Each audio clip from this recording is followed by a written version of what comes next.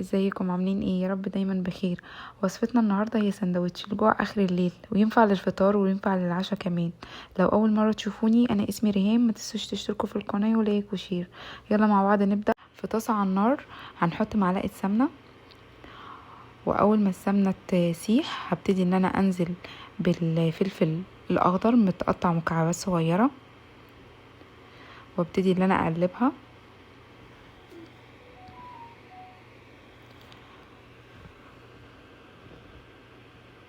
وبعد كده هبتدي ان انا انزل بالكرفس والكرات، وده اختياري بس هو بجد بيعمل طعم للوصفة دي جميل جدا.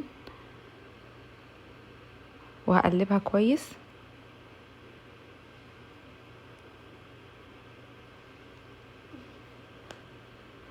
وهنا معايا بيضة حطيت عليها ملح وفلفل، ممكن تزودوا البيض عن كده على حسب رغبتكم. بعد كده هنزل بالبيض على الفلفل والكرات والكرفس،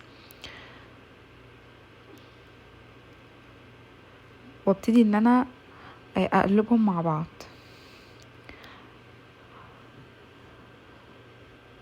وهنا هبتدي انزل بالجبنة الموتزاريلا، ويا سلام لو عندك بقى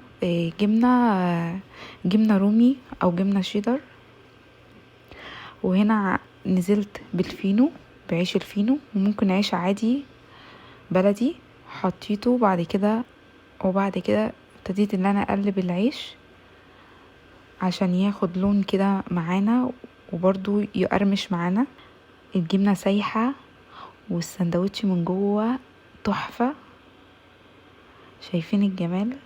كان طعمه رهيب. وهنا هبتدي بقى ان انا اقطع السندوتش.